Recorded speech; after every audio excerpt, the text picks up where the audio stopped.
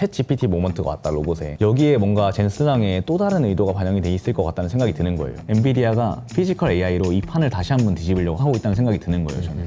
그러니까 모든 첨단 산업이 나올 때마다 엔비디아는 자기들의 칩이 그 첨단 산업에 가장 유용합니다라고 내놓으면서 성장을 해왔어요. 그리고 그 다음 번으로 내놓을 게 인바디드 AI라는 겁니다. 아하. 그러니까 언제나 그랬던 것처럼 엔비디아의 성장은 이제부터 시작일 수 있는 거죠.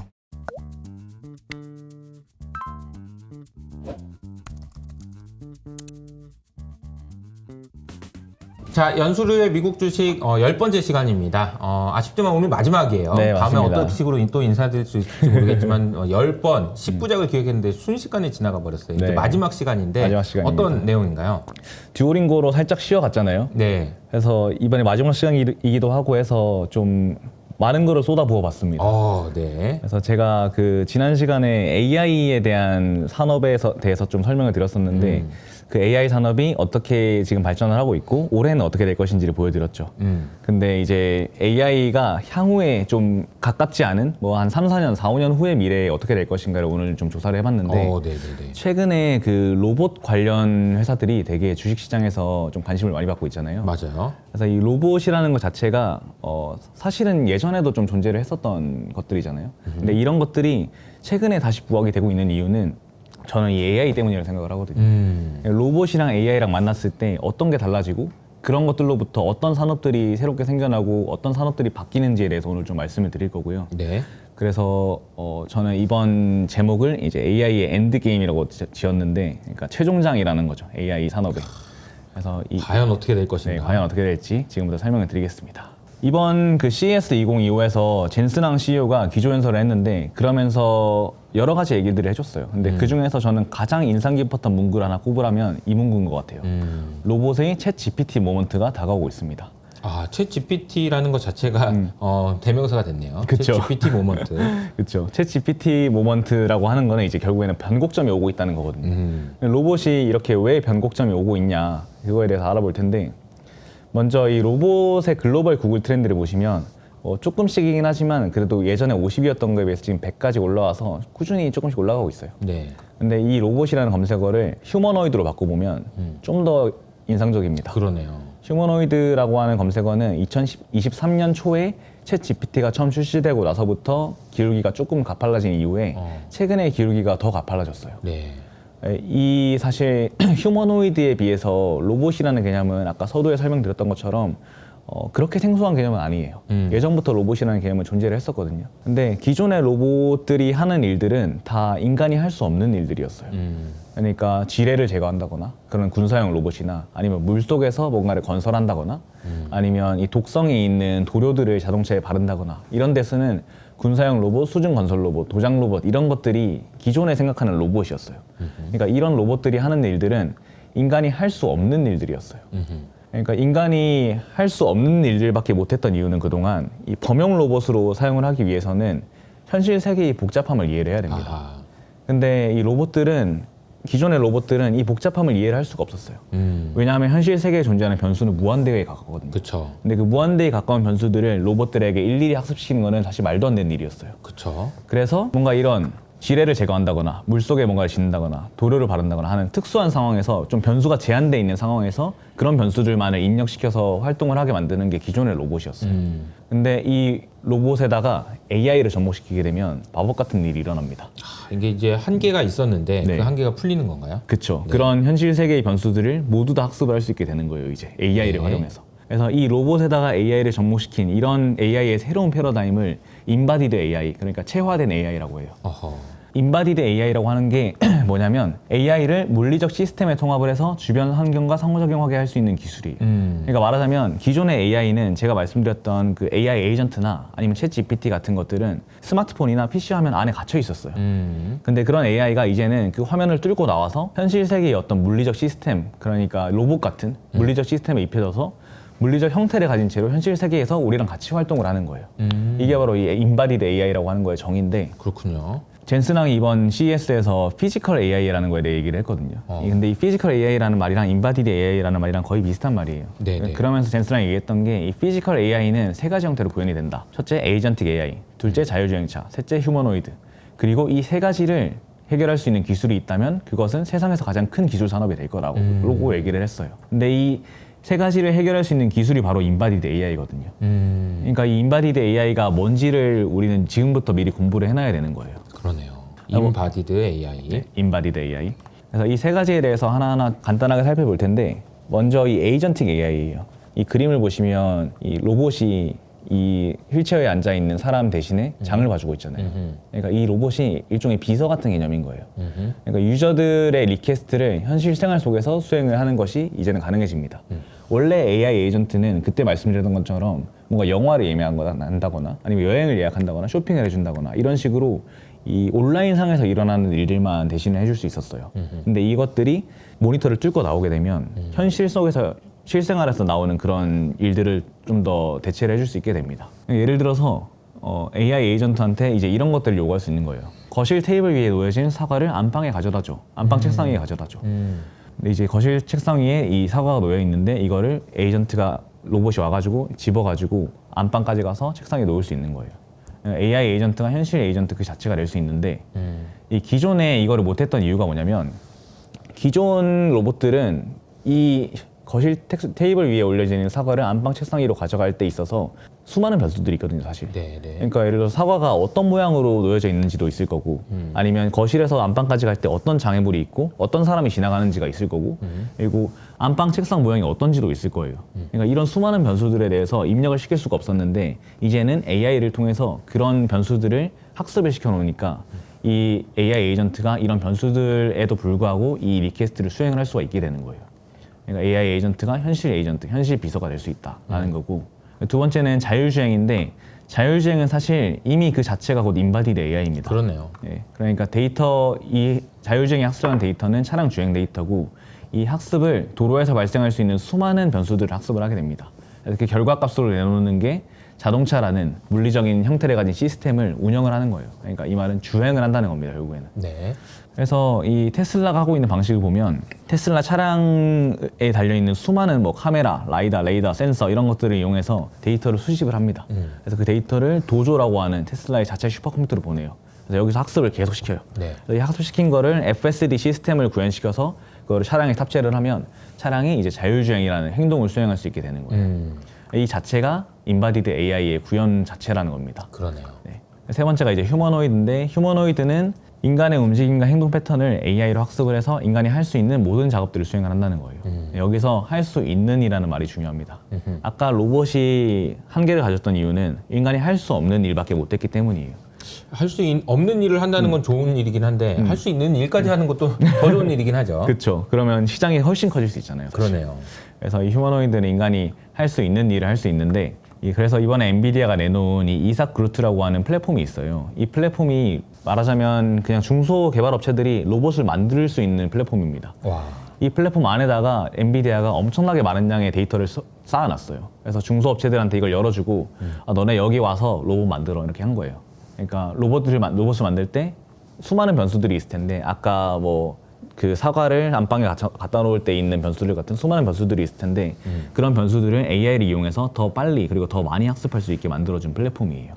그래서 엔비디아가 이번에 이거를 출시를 했었고 아무튼 이제 그 젠슨랑이 말했던 그 피지컬 AI라고 하는 거에 세 가지 사례를 봤는데 네. 그 세 가지 사례를 바탕으로 이 인바디드 AI가 구현이 될 텐데 그 인바디드 AI에 대해서 좀 더 자세히 설명하기 전에 먼저 설명하고 넘어가야 될 개념이 있는데 바로 이 LBM이라고 하는 개념이에요. 자, LBM이 네, 나왔습니다. 조금 어려운 개념이 나왔죠. LLM이 나왔고요. LLM은 익숙하실 거예요, 이미. 라지 랭귀지 통해서. 모델. 그렇죠. 언어 모델이죠. 네, 러너 모델이죠. 근데 이 L이 B로 바뀐 거거든요. 이 B는 비헤이비어의 약자예요. 행동. 네. 그러니까 라지 랭귀지 모델에서 핵심은 이 텍스트 기반의 데이터를 학습을 하는 거였어요. 그러면서 자연어 처리나 텍스트 생성, 번역 같은 텍스트 기반의 작업들을 수행해 주는 거였는데 이 LBM 그러니까 행동 모델에서는 텍스트를 학습을 하는 게 아니라 행동 데이터나 센서 정보, 물리적 상호작용을 학습을 합니다. 그래서 이런 상호작용들을 학습을 해서 로봇이나 자율주행, 휴머노이드 같은 아까 말씀드렸던 그런 인바디드 AI를 구현할 수 있게 만들어주는 AI 모델이 LBM이에요. 그러니까 앞으로 이 인바디드 AI에서는 LBM이 다시 굉장히 중요해질 거예요. 자, 이게 이제 우리 지난 시간에 이제 듀오링거 해서 교육, 학습에 대한 이야기를 했잖아요. 근데 네. 사람이 학습하는 과정을 보면 일단 책을 읽으면서도 학습을 할 수 있지. 그렇죠. 그러니까 그게 라지 랭귀지 모델인 거죠. 그렇죠. 그런데 아무리 백문의 불여일견이라고 아무리 이걸 한들 그쵸. 가서 직접 보는 거랑은 비교가 안 되잖아요. 맞아요. 그러니까 사실 어떻게 보면은 뭔가 비헤이비어를 통해서 무엇인가를 학습할 수 있는 AI가 있다면 이건 LLM으로 학습한 거랑은 또 완전히 다를 거예요. 얘는 텍스트로 봐서 학습하내고 근데 봐서 직접 보고 행동을 보고 만약에 학습할 수 있다면 이건 또 다른 느낌이긴 하겠죠, 그죠? 맞습니다. 그 백문이 불여일견이라는 말씀이 진짜 적합한 것 같아요. LBM을 설명하기. 그러네요. 네. 그래서 비교를 해보자면 LLM은 입력하는 것 자체가 질문 프롬프트예요. 뭐 예를 들어서 사과는 어떤 과일이니 이런 거를 입력하는 게 LLM이었던 거예요. 근데 LLM에서 질문을 입력을 하면 이 모델이 하는 역할은 텍스트 간의 관계를 이해하는 거예요. 그래서 관계를 이해해서 이런 것들이 어떤 맥락에서 쓰이고 어떤 단어고 어떤 사람들이 많이 쓰고 이런 것들을 이해를 해서 결과값으로 텍스트를 내놓습니다. 네. 근데 LBM에서는 뭐냐면 LBM에서는 유저가 입력하는 게 질문이 아니라 리퀘스트예요. 리퀘스트. 아까 말했던 것처럼 사과를 안방으로 옮겨줘 이런 것처럼 리퀘스트를 입력을 해요. 그럼 LBM에서는 텍스트를 이해하는 게 아니라 주변 환경을 이해합니다. 아, 사과가 놓여있는 테이블은 어떤 모양이고 그 사이에서 존재할 수 있는 장애물은 어떤 게 있고 안방은 어떻게 들어가고 안방 책상은 이렇게 생겼네 이렇게 주변 환경을 이해를 합니다.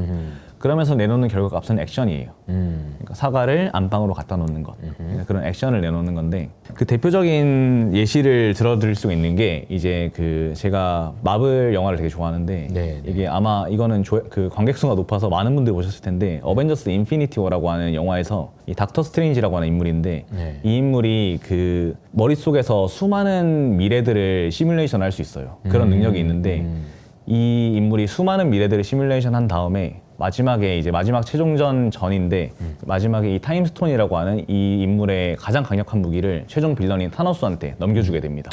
그러면서 하는 말이 우리가 이길 수 있는 시나리오는 이거 하나밖에 없다라고 얘기를 하면서 우리는 이제 엔드게임에 들어왔다, 최종장에 들어왔다라고 얘기를 해요. 최종장. 네, 어쨌든 이 닥터 스트레인지가 그렇게 얘기를 한 것 자체가 저는 인바디드 AI랑 맞닿아 있다고 생각을 하거든요. 인바디드 AI가 하려는 것 자체가 결국에는 닥터 스트레인지가 하는 이 일이에요. 수많은 상황들을 AI를 통해서 시뮬레이션 한 다음에 그중에 가장 적합한 결과값을 액션으로 하는 겁니다. 그러니까 닥터 스트레인지를 AI, 인베디드 AI라고 가정을 해보면 이 AI가 수많은 시뮬레이션을 통해서 낸 결과값이 이제 타임스톤을 타노스한테 넘겨주는 거고 그렇게 함으로써 얻을 수 있는 성취는 최종전에서 승리를 하는 거예요. 그래서 이 얘기를 젠슨왕도 얘기를 했어요. 이번 CES에서. 코스모스라고 하는 게 엔비디아가 인바디드 AI를 구현해주는 플랫폼인데 이 코스모스를 이용해서 닥터 스트레인지처럼 여러 가지 현실에서 일어날 수 있는 다양한 상황들을 실제로 경험하지 않더라도 정확하게 시뮬레이션 할 수 있다라고 얘기를 했습니다. 그러니까 이 닥터 스트레인지가 될 수 있다. 인바디드 AI와 함께라면. 그런 거를 생각해 주시고 넘어가면 되고 그래서 이제 본격적으로 인바디드 AI에 대해서 설명을 드릴 텐데 제가 설명드릴 방식은 이 인바디드 AI에서 지금 선두를 달리고 있는 두 업체를 비교로 해드릴 거예요. 이 두 업체가 어떤 식으로 인바디드 AI를 준비하고 있냐 그리고 이 두 업체가 준비하는 방식의 차이점이 뭐냐 그런 것들에 대해서 설명을 드리면서 인바디드 AI에 대해서 좀 더 자세히 설명을 드릴 텐데 먼저 첫 번째 차이는 비즈니스 모델이에요. 저는 이거를 플랫폼과 컨텐츠의 싸움이라고 정의를 내렸는데 네. 사실 이 플랫폼이랑 컨텐츠의 싸움이라는 거는 되게 해묵은 싸움이에요. 그렇죠. 네, 온라인이라고 하는 새로운 생태계가 나오면서부터 시작된 이 플랫폼이라고 하는 비즈니스 모델이 나오면서 그 플랫폼에다가 컨텐츠를 공급하는 컨텐츠 업체들과 그 플랫폼 업체들 간의 헤게모니 싸움은 지금까지도 계속 이어져고 있습니다. 가장 최근에 대표적인 이 플랫폼과 컨텐츠의 싸움이 이 디즈니와 넷플릭스의 싸움이었어요. 넷플릭스는 그 디즈니를 비롯한 다양한 컨텐츠 프로바이더들로부터 동영상을 받아가지고 그거를 틀어주는 플랫폼이었고 디즈니는 그 플랫폼에다가 컨텐츠를 공급하는 컨텐츠 프로바이더였어요. 그렇죠. 근데 넷플릭스가 점점 더 커지니까 디즈니 입장에서 이제 좀 무서워진 거죠. 아, 얘네가 더 커지면 우리한테 좀 갑질을 할 수 있지 않을까? 이러면서 이제 디즈니가 넷플릭스에서 컨텐츠를 빼버리고 자기가 직접 플랫폼으로 진출을 해버렸어요. 그걸 보니까 또 넷플릭스도 약간 무서우니까 우리한테서 컨텐츠를 빼버리네? 앞으로 딴 애들도 빼는 게 아닐까라고 하면서 자기들의 컨텐츠를 만들어요. 넷플릭스 오리지널이라고 하는 그런 것들을 만들죠. 그러면서 이런 플랫폼과 컨텐츠들의 싸움은 계속해서 지금 현대사회에서 일어나고 있는데 인바디드 AI에서도 똑같은 일이 일어날 거라고 저는 보고 있는 거예요. 먼저 엔비디아입니다. 이 모든 것들은 엔비디아가 인바디드 AI라는 산업에서 플랫폼의 역할을 자처하면서 시작이 돼요. 엔비디아가 이번에 그 CES에서 코스모스라고 하는 아까 잠깐 소개드렸던 이 새로운 AI 모델을 내는데 이게 젠슨왕은 월드 파운데이션 모델이라고 정의를 내려요. 그러니까 세상을 파운데이션하는 모델이라는 거예요. 원래는 이 물리적 세계에서 데이터를 캡처하고 그 캡처한 수많은 데이터 중에서 필요한 것들을 선택하고 그 선택한 것들을 일일이 레이블링하는 데까지 엄청나게 많은 시간과 비용이 소요가 됐었어요. 그래서 중소업체들 입장에서 이 인바디드 AI를 구현하는 것 자체가 꿈도 못 꿀 일이었거든요. 근데 이번에 젠슨왕이 얘기한 게 이거 우리가 대신해줄게. 엔비디아가 대신해줄게. 코스모스 플랫폼만 써 너네는. 이렇게 얘기를 한 거예요. 이 월드 파운데이션 모델이라는 거는 아까 말씀드린 것처럼 물리적 세상을 구현해내는 모델이에요. 그러니까 엔비디아는 이 코스모스라고 하는 모델 안에다가 2천만 시간의 동영상을 학습을 시켰대요. 그리고 2천만 시간의 동영상이 그냥 필요 없는 동영상이 아니라 다 막 역동적이고 좀 물리적인 그런 변화들을 나타내는 그런 핵심적인 동영상들만 학습을 시켰기 때문에 네. 이 코스모스라고 하는 플랫폼을 이용을 하면 물리 세계를 완벽하게 구현해낼 수 있을 거야라고 얘기를 한 겁니다. 제가 지난 시간에 데이터 쇼티지에 대해 설명을 드렸죠. 데이터가 중요하다. 네, 고품질의 데이터가 없기 때문에 거기에서 쇼티지가 발생을 하고 거기서 기회가 생긴다라고 말씀드렸는데 젠슨왕은 데이터 쇼티지가 없다고 얘기를 해요. 그 이유가 뭐냐면 우리는 데이터를 만들면 돼 라고 한 거예요. 데이터가 부족하지만 그거를 우리는 합성해내서 만들 수 있으니까 이 쇼티지가 생길 이유가 없다는 거예요. 그래서 그 합성해서 데이터를 만들어내주는 플랫폼이 이 코스모스인 거예요. 이게 무서운 얘기네요. 이게 세상이 수십 개, 수만 개가 될 수 있다는 얘기네요. 그렇죠, 수만 개가 그렇죠. 아니라 그냥 뭐 이걸 원하는 사람이 다 만드는 그 안에 세상이 또 있는 거고 또 있는 맞아요, 거잖아요. 맞아요. 네. 그 세상 안에서 뭔가 일어나고 있는 거잖아. 맞아요. 그러니까 그거 데이터로 학습하면 되는 거니까 데이터가 그렇죠. 왜 부족해 이런 거죠. 맞아요. 참 이게 젠슨왕이 하는 얘기를 들어보면 참 무시무시해요. 네. 어마어마합니다. 그리고 심지어 이 코스모스를 오픈 라이선스로 제공을 했어요. 모든 업체들이 그냥 공짜로 들어와서 쓰라는 거예요, 이거. 이거는 어마어마한 자신감이죠. 그렇죠. 자신감의 가져와서 발현이자 써라는 거죠. 자신감의 발현이자 그 뒤에 숨겨진 내막은 우리 이거 쓰면서 너네 데이터도 우리한테 쌓아줘. 그치. 이건 거거든요. 그래서 그리고 코스모스가 더 발전할 수 데이터가 있게. 쇼티지가 있으면 엔비디아는 안 돼요. 맞아요. 반대로. 맞아요. 데이터 쇼티지가 있으면 엔비디아는 칩이 더 쓸 거 아니야. 그쵸, 그쵸. 근데 이게 데이터를 많아져야 되는 거잖아. 근데 자기가 만들 수는 없으니까 만들고 싶은 사람 와서 니네들이 만들고 그냥 공짜로 쓰라는 거잖아. 맞습니다. 머리를 진짜 잘 쓴 거죠. 진짜 잘 쓴 네. 거죠. 그래서 이제 이 그루트 파운데이션 모델이라고 하는 게 이거를 좀 발전시킨 건데 이 휴머노이드 로봇을 만드는 플랫폼인데 이 그루트 파운데이션 모델을 이용을 해서 엔비디아가 구축해둔 방대한 양의 데이터에 대해서 접근이 가능하고 그리고 엔비디아가 가진 시뮬레이션 프레임워크가 있어요. 그 옴니버스라고 하는 이따 설명드릴 텐데 이거를 사용을 해서 이런 데이터들에 대한 모방 학습을 할 수 있다는 겁니다. 그러면서 휴머노이드 로봇 개발의 진입장벽이 저는 앞으로 크게 낮아질 것 같아요. 그러니까 원래는 이 데이터 때문에 휴머노이드 로봇을 만드는 거를 꿈도 못 꿨던 회사들이 이제는 엔비디아의 이 그루트 파운데이션 모델 그리고 월드 파운데이션 모델을 통해서 로봇을 만드는 게 가능해질 겁니다. 휴머노이드 로봇을. 그래서 엔비디아가 원하는 포지셔닝은 결국 플랫폼이에요. 엔비디아는 인바디드 AI 모델을 구현하고자 하는 업체들한테 이런 데이터랑 그리고 시뮬레이션 툴을 이용할 수 있는 플랫폼을 제공해 줍니다. 그러면서 엔비디아는 그렇게 얘기를 해요. 우리는 너네들의 목적 달성을 도울게 라고 얘기를 하는데 사실 엔비디아가 원하는 거는 GPU 판매예요. 그렇지. 내 거 써 근데. 그쵸. 써, 이런 내 거. 거 써라는 거죠. 이건 공짜인데 이거는 그냥 유료야. 그쵸. 미안한데 이건 공짜야. 근데 이건 유료다. 맞아요. 이 그루트 파운데이션 모델이나 이 코스모스라는 것 자체가 애초에 엔비디아가 이전에 그랬던 것처럼 엔비디아 GPU에서 가장 잘 돌아가요. 가장 성능이 좋고. 그래서 어떻게 보면 저게 마케팅 비용일 수도 있어요. 그렇게 생각할 수도 있죠. 네. 예.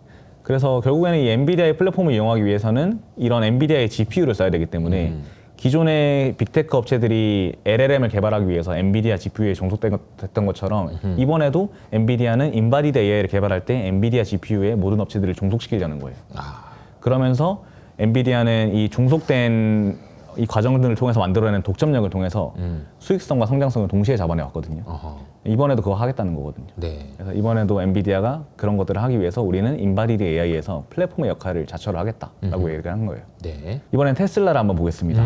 테슬라는 아까 엔비디아가 플랫폼이라고 했던 것처럼 테슬라는 컨텐츠예요. 테슬라는 자기들만의 인바디드 AI를 만들 겁니다. 그래서 이렇게 만든 제품과 서비스를 직접 판매를 할 거예요. 근데 이렇게 하려면 뭐가 필요하냐면 데이터를 직접 다 모아야 되거든요. 엔비디아의 데이터를 안 쓰려면 자기의 데이터를 모아야 되는 거잖아요. 근데 테슬라는 이거를 이미 예전부터 하고 있었어요. 그쵸. 오래됐죠. 먼저 FSD라고 하는 인바디드 AI에서는 테슬라가 그 전 세계에 돌아다니는 차량들의 데이터 그리고 그 차량들에서 FSD를 쓰는 사람들의 데이터를 모으고 있어요. 그래서 그 차량들에서 FSD를 쓰는 사람들이 수집한 데이터가 지금 어제 기준으로 23억 8천만 마일입니다.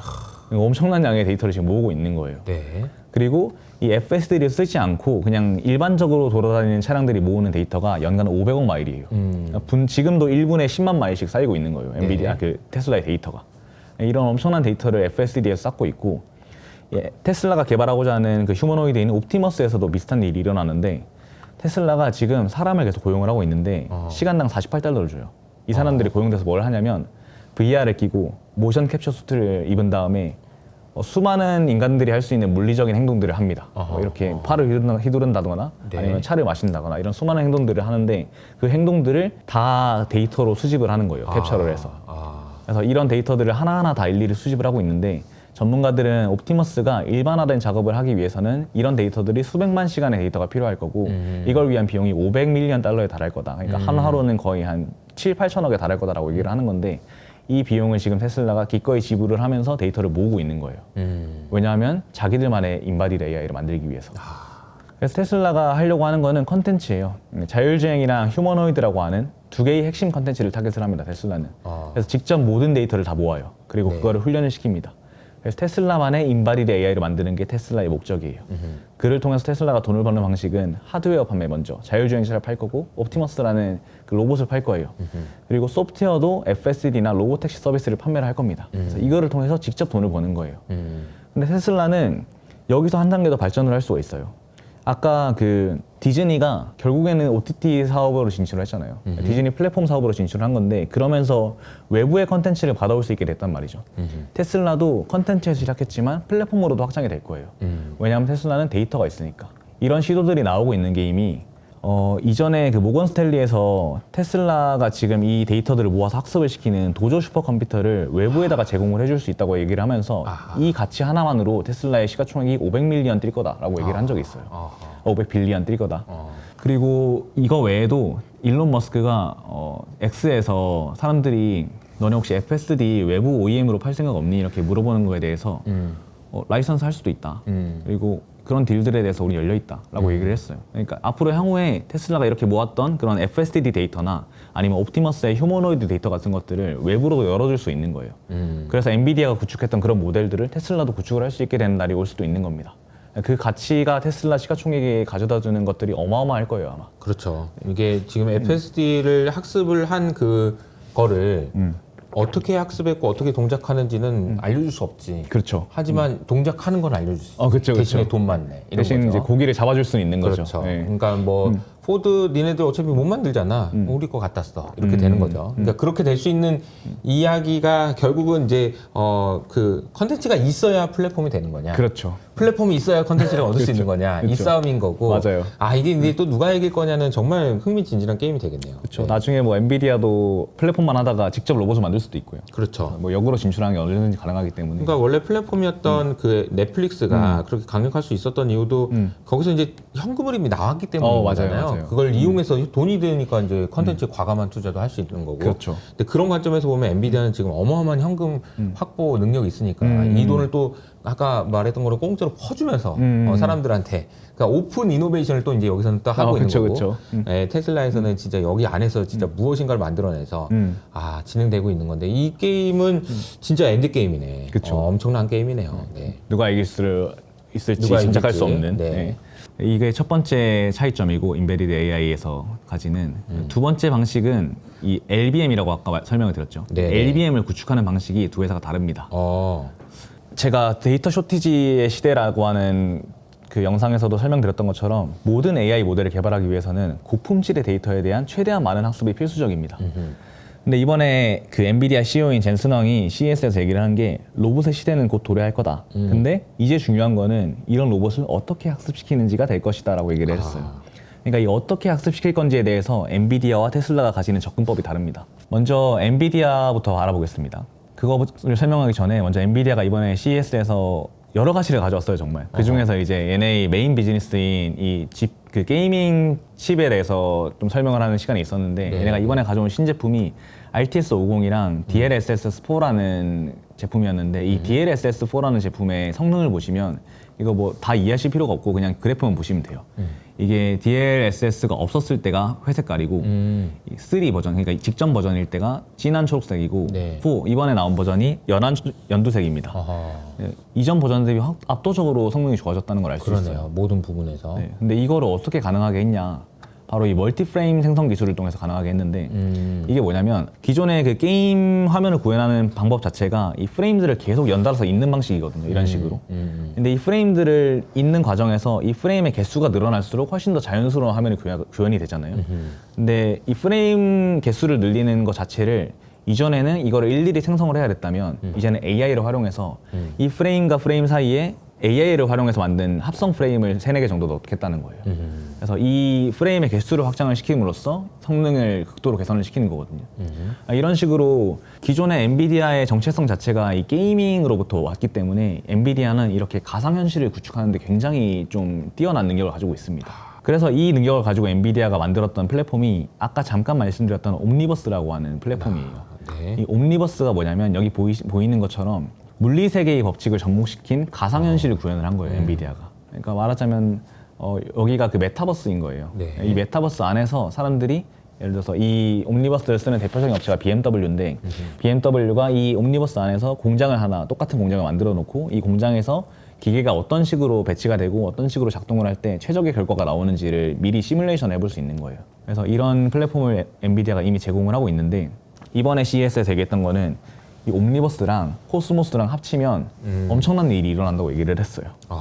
옴니버스가 아까 말씀드린 것처럼 시뮬레이션을 제공을 해주고, 그러니까 이 안에서 사람들이 각종 실험들을 해볼 수 있는 거예요. 이 실험들을 해보면 데이터 결과값이 나올 거잖아요. 네. 이 결과값을 코스모스에서 학습을 시키는 겁니다. AI한테. 그래서 AI 모델을 만드는 거예요. LBM을 만드는 겁니다. 그래서 말하자면 이 물리법칙에 입각한 가상현실 속에서, 옴니버스 속에서 로봇들한테 수많은 시행착오를 시킬 거예요, 앞으로. 그래서 좀 더 정교한 행동 데이터를 얻어내고 이거를 통해서 코스모스에서 월드 파운데이션 모델을 완성을 한다는 거예요. 그러니까 이번에 젠슨 형이 말했던 게 옴니버스와 코스모스를 합치면 마법이 일어난다고 얘기를 했거든요. 이게 원래 이제 실험을 하던 거고 이게 AI로 구축한 모델인데 이런 식으로 이제 활용을 하겠다는 거고. 그래서 엔비디아가 이 LBM을 구축하는 방식은 결국에는 가상현실이에요. 그러니까 가상현실에서 데이터를 엔비디아는 수집을 하는 겁니다. 이 가상현실에서 데이터를 수집하는 거에 대한 가장 큰 장점이 수집 비용과 시간을 크게 절감을 할 수 있다는 거예요. 그렇죠. 그리고 무엇보다 이제 위험하거나 좀 희귀한 상황들을 안전하게 시뮬레이션 할 수 있다는 장점이 있어요. 그래서 엔비디아는 이런 가상현실에서 지금 이런 데이터를 구축을 하고 있는데 대표적인 사례가 이제 이 그루트라고 하는 플랫폼 안에서 로봇을 학습을 시키는 건데 여기 보시면 자세히 보시면 이 계단이 있고 네. 이런 약간 울퉁불퉁한 지면이 있죠. 네네네. 이런 약간 불규칙적인 지면들을 로봇들이 계속 걸어다니게 하는 거예요. 그러니까 로봇들이 이런 현실 세계에서 있을 법한 이런 지면들을 걸어다니면서 실제로 어떤 변수가 발생하는지를 계속 실험을 하는 거예요. 이 가상현실 안에서. 이게 이제 공간이 아닌 거죠. 공간이 아닌 거죠. 실제 공간이 아니고 이 가상현실 속에서. 가상현실인 거죠. 이것도 다 로봇 속 가상현실 속에 있는 거고. 그래서 이런 것들을 통해서 계속 가상현실 데이터를 모으는 거예요. 그러니까 아까 데이터 쇼티지가 없다고 한 게 이렇게 데이터를 만들 수 있거든요. 엔비디아는. 코스모스 플랫폼을 통해서. 이 가상 공간은 무한대잖아요. 무한대죠. 무한대에서 하는 거고. 계속 확장할 수 있는 거죠. 그러니까 이게 가능하다면 이게 정말 가능하고 정말 효과가 있다면 테슬라가 그동안 수많은 그 자동차를 통해서 학습했던 게 그거 여기서도 할 수 있는 거 아니야? 이런 생각도 할 수 있는 거잖아요. 그렇죠. 근데 제가 알기로 테슬라는 이것도 이미 하고 있는 걸로 알고 있긴 한데. 맞습니다. 네, 맞습니다. 네, 네. 네. 그렇군요. 접근 방식이. 조금 다르죠. 네.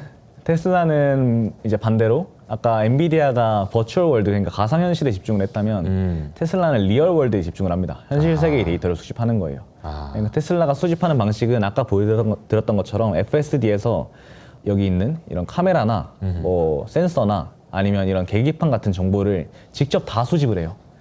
그러면서 그 현실 세계에 있는 데이터를 계속 쌓고 있습니다. 그 테슬라가. 네. 그러면서 이제 데이터를 쌓고 있고 그 휴머노이드에서도 아까 말씀드렸던 건데 이런 사람들이 모션 수트를 입고 VR을 끼고 계속 이런 특정 동작을 수행을 해요. 그러면서 직접 현실에서 이런 데이터들을 모으는 거예요. 이 데이터들을 수집을 하면 좋은 점이 뭐냐면 그 테슬라가 AI 모델을 구축하는 방식이 엔드 투 엔드 학습 방식인데 이게 뭐냐면 기존에는 예를 들어서 AI 모델에 뭔가 텍스트를 입력을 했을 때 그 사이에서 수많은 계산 과정이 거쳐서 결과값이 나오는 거였는데 그게 아니라 테슬라가 하려고 하는 엔드투엔드 방식은 그냥 수많은 사례들을 확장을 시켜서 그냥 뭔가 하나의 변수만 집어넣으면 바로 다이렉트로 결과가 나오게 하는 거예요. 그러면서 훨씬 더 효율적으로 AI 모델을 만들 수 있거든요. 근데 테슬라가 이거를 리얼월드 데이터로 하고 싶어 하는 거예요. 리얼월드에서 실제로 그 예상되는 변수가 아니라 엔비디아처럼 발생할 걸로 예상되는 변수가 아니라 실제로 발생할 변수를 반영을 시킴으로써 이 엔드투엔드 학습을 시킴으로써 AI 모델을 훨씬 더 효율적으로 구축을 한다는 겁니다. 테슬라는. 돈은 들겠죠. 돈은 많이 들죠. 들겠죠. 데이터 구축 자체가 엄청 어렵기 때문에 이게 이제 엔비디아가 코스모스를 개발한 이유기도 하고요. 중소업체들 입장에서는 테슬라처럼 투자를 할 수가 없어요. 그리고 기존 뭐 자동차 OEM들도 이미 늦었어요. FSD나 뭐 테슬라의 차량들이 돌아다니는 걸 통해서 모은 데이터들의 양을 봤을 때 이제부터 모으기 시작한다고 해도 부족해요. 예. 그래서 이 데이터 구축 자체가 매우 어렵기 때문에 테슬라는 매우 높은 진입장벽을 만들고 있는 겁니다. 네. 엔비디아는 진입장벽을 낮춰주고 있는데 테슬라는 쌓고 있는 거예요. 그거를. 테슬라가 이 리얼월드 데이터를 통해서 하고자 하는 거는 실제 환경의 복잡성과 불확실성을 정확하게 반영한다는 거예요. 그를 통해서 엔드투엔드 학습 방식을 적용을 함으로써 좀 더 정교한 AI 모델을 우리는 만들고 싶다라는 겁니다. 그리고 그거는 테슬라만 사용할 수 있게 만들 거다라고 얘기를 하는 거고요. 그래서 이 두 회사의 접근 방식이 이렇게 아까 말씀드렸던 것처럼 첫 번째로 비즈니스 모델에서 컨텐츠와 플랫폼으로 다르고 두 번째로 LBM의 데이터를 구축하는 방식에서 버추얼 월드와 리얼 월드라는 이 두 가지 측면에서 다른 겁니다. 그래서 이 테슬라나 엔비디아뿐만 아니라 지금 모든 빅테크 업체들이 인바디드 AI를 준비를 하고 있어요. 그래서 이 모든 업체들이 준비를 하고 있는 것만큼 인바디드 AI가 수많은 변화들을 아마 가져올 겁니다. 근데 이 수많은 변화들을 가져올 때 저는 이제 테크 산업에서 어떤 변화를 가져올지에 중점적으로 좀 포커싱을 해서 그 두 가지 정도 변화를 알아볼 텐데 오늘 첫 번째는 VR과 메타버스 산업이 부활할 수 있습니다. 사실 그 2021년 코로나 유동성 장세에서 메타버스, VR 이런 테마주들이 엄청 핫했잖아요. 맞아요. 그러면서 이 꼭지를 찍었던 게 페이스북이 이름을 바꿨던 이슈였어요. 맞아요. 페이스북이 메타 플랫폼으로 이름을 바꿨죠. 그게 2021년이었네요. 네, 21년 10월이었습니다. 네. 그래서 이때 우리는 메타버스에 앞으로 회사의 정체성을 가져가겠다라고 하면서 메타라고 이름을 바꿔버렸어요. 이 이후에 한 몇 달 있다가 그 코로나 유동성 장세가 무너지게 되죠. 네. 그러면서 메타도 투자를 많이 하고 있긴 해요, 실제로. 이 리얼리티 랩스라고 하는 게 메타버스랑 VR 하는 사업부인데 이 사업부에서 적자가 계속 늘어나고 있습니다. 투자를 계속 하고 있는데 실제로 돈을 벌지는 못하고 있는 거예요. 그게 안 팔리다 보니까 매출이 안 일어나고 그러다 보니까 비용만 쓰는 부서가 됐던 겁니다. 애플도 상황이 뭐 좋지는 않아요. 애플도 작년 초에 이 비전 프로라고 하는 VR 기기를 냈는데 처음에 예상했던 판매량보다 훨씬 더 적은 판매량이 예측이 되고 이것 때문에 최근에 애플 투자 의견이나 목표 주가가 계속 하향 조정이 되고 있어요. 그리고 뭐 가격도 사실 이게 3,500불인가 그럴 텐데 메타가 내놓은 그 퀘스트라고 하는 VR 기기는 500불 이 정도밖에 안 되거든요. 그러니까 가격 측면에서도 경쟁력이 없는 거예요. 결국에는 이 소비자 입장에서 아직 VR 기기를 이용해서 누릴 수 있는 효용이나 즐길 수 있는 컨텐츠나 혹은 VR 기기를 사용해야만 하도록 만드는 킬러 앱이 없는 거예요. 그러다 보니까 VR 산업 자체가 태동을 못하고 있습니다. 그런데 인바디드 AI가 등장하면서 VR과 메타버스가 새로운 용처를 찾게 될 수 있다고 생각을 합니다, 저는. 아까 보여드렸던 그 엔비디아의 코스모스가 옴니버스를 활용해서 가상현실 안에서 로봇들이 계속 그 시뮬레이션을 하잖아요. 그러면서 행동 데이터를 수집하는 방식 자체가 그냥 메타버스 그 자체예요. 이게 이제 엔비디아의 옴니버스 화면인데 이 화면 안에 있는 세상 자체가 메타버스의 세상이거든요. 그러니까 이 메타버스가 새로운 용처를 찾았다는 겁니다, 이제. 그리고 이 그루트라고 하는 플랫폼에서 그 엔비디아가 학습을 시키는 방식 자체가 이 비전 프로를 이용을 해요. 비전 프로를 사람들이 쓰고 그 안에서 사용자가 이 똑같은 사람이거든요. 로봇이 돼가지고 각종 실험을 할 수가 있는 거예요. 그러면서 디지털 트윈 속으로 비전 프로라고 하는 플랫폼을 이용해서 접속을 하는 거기 때문에 이 VR 기기에서도 뭔가 혁신이 생겨나게 됩니다. 테슬라도 VR 기기를 활용을 하고 있죠. 이 VR 기기를 사용을 하면 모션 캡처의 정확성과 효율성이 굉장히 높아집니다. 그러면서 좀 더 좋은 데이터를 수집을 할 수 있게 되는 거예요. 네. 그때 그 코로나 당시에 메타버스랑 VR 관련해서 되게 유명했던 업체가 유니티인데 맞아요. 이 유니티라고 하는 회사 주가도 보시면 200불에서 거의 지금 20불이거든요. 10분의 1 토막이 났어요. 네. 이 모든 게 당위성의 부족 때문이거든요. 왜 해야 되냐? 네, VR과 메타버스 왜 써야 되는데 이게 나한테 주는 효용이 뭔데 그런 것들에 대해서 대답할 수 있는 게 기존에는 없었어요. 근데 인바디드 AI가 등장을 하면서 이 당위성이 생겨나는 겁니다. VR 기기는 앞으로 인바디드 AI를 구축하기 위한 데이터를 습득하는 도구가 될 거예요. 그리고 메타버스는 그런 데이터를 습득하기 위한 환경이 될 겁니다. 물리 세계를 구현을 함으로써. 그래서 이 인바디드 AI라고 하는 새로운 산업이 VR 기기랑 메타버스라고 하는 죽어가던 이 산업을 살려낼 수 있게 되는 거예요. 이게 어떻게 보면은 메타가 엔비디아의 수혜가 될 수 있는 거네요. 엔비디아 전략의 수혜가 될 수 그렇죠. 있겠네요. 애플도 그렇고. 네. 그래서 이 첫 번째 변화가 이 VR과 메타버스를 살릴 수 있다. 다시 인바디드 AI가. 그리고 두 번째 변화가 다시 그 학습으로 간다라고 하는 건데. 다시? 네. 추론을 왔는데 얼마 추론을 전에? 왔는데, 그쵸? 다시?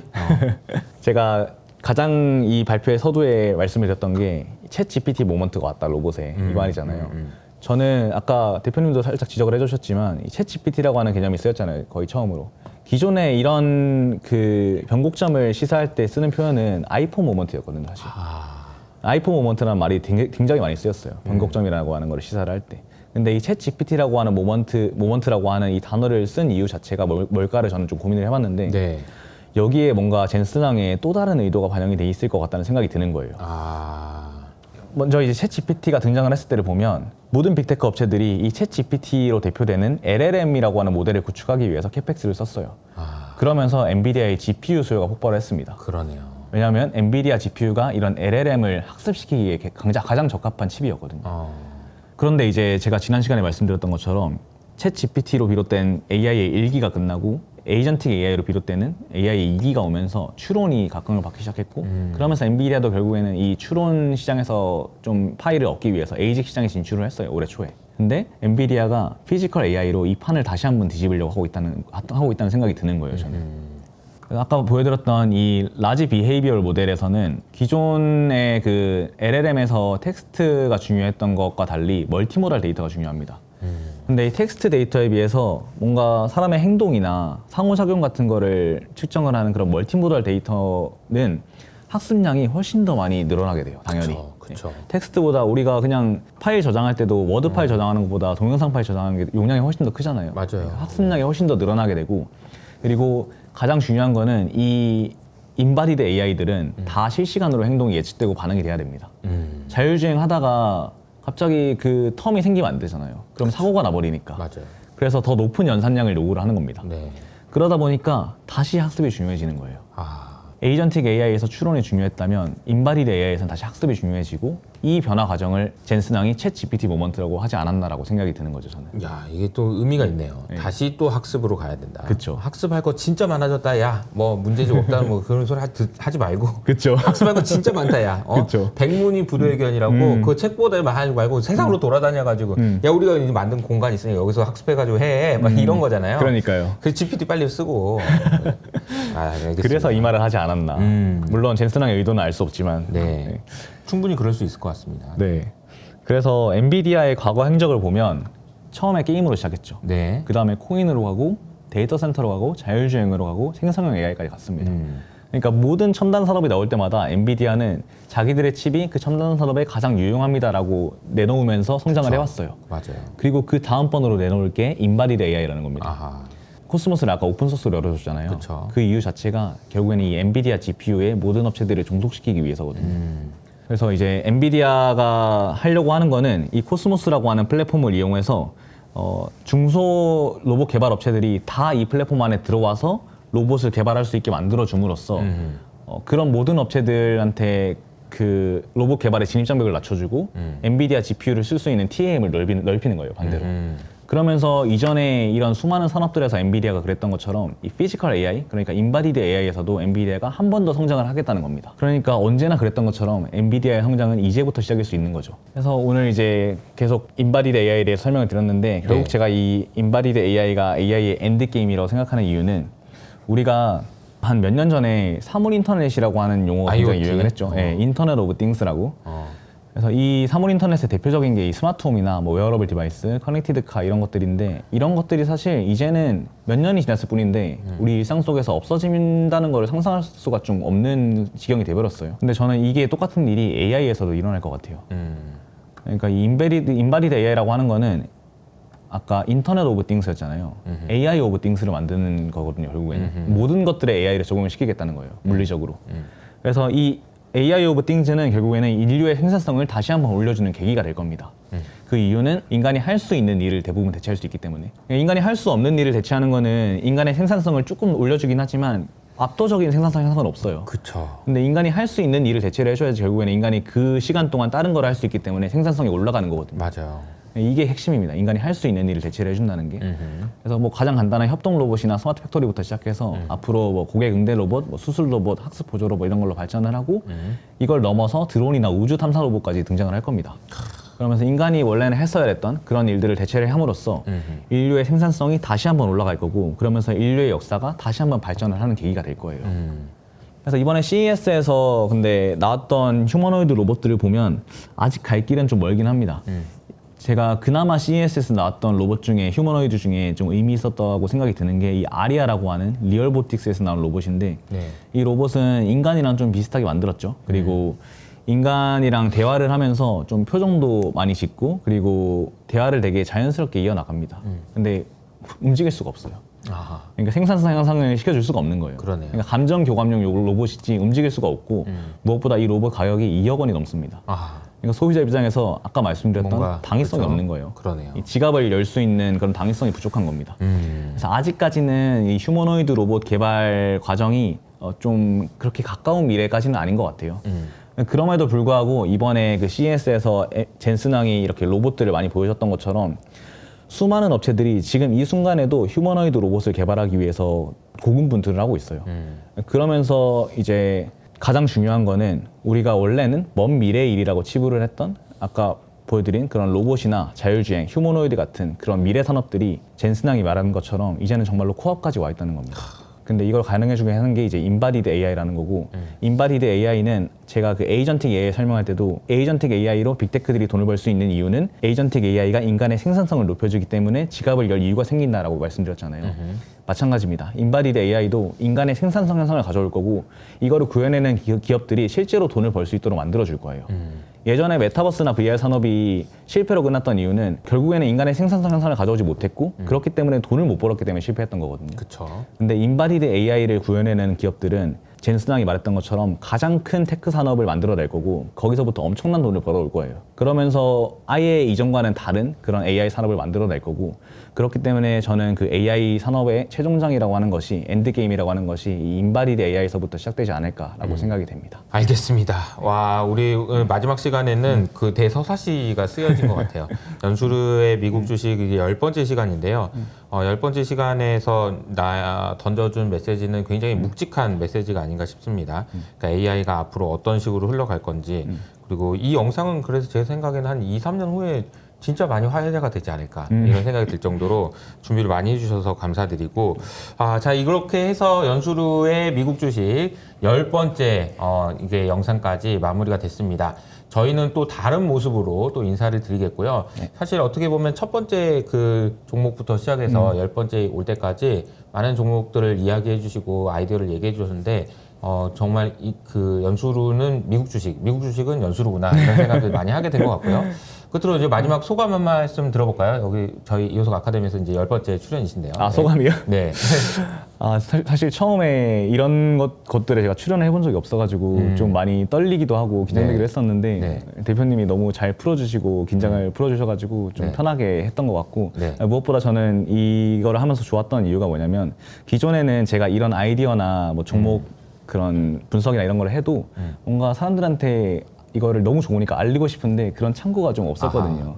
그런데 이번 기회를 통해서 그런 창구가 좀 많이 생긴 것 같고 많은 분들이 이제 이거를 봐주시고 저한테 또 얘기도 해주시고 하는 것들을 보니까 좀 HS 아카데미도 어떻게 보면 그런 세상에 많이 알려야 되는 지식들을 알릴 수 있는 창구로서 많이 성장을 할 수 있지 않을까 싶고 그걸 통해서 저도 좀 같이 성장을 할 수 있으면 좋지 않을까라고 생각이 좋은 듭니다. 것 같습니다. 결국 이제 젠슨왕이 했던 것처럼 오픈 이노베이션을 해야 되는 거잖아요. 그러니까 같이 이렇게 성장하기 위해서는 내가 가진 지식을 나눠줘야 그 지식에 대한 피드백을 통해서 내가 또 성장할 수 있는 맞습니다. 거거든요. 근데 연수르가 그걸 너무 잘해주시는 것 같고 연수르가 텔레그램 채널도 얼마 전에 열었어요. 그래서 밑에 있는 댓글을 통해서 또 확인해 보시면 좋을 것 같습니다.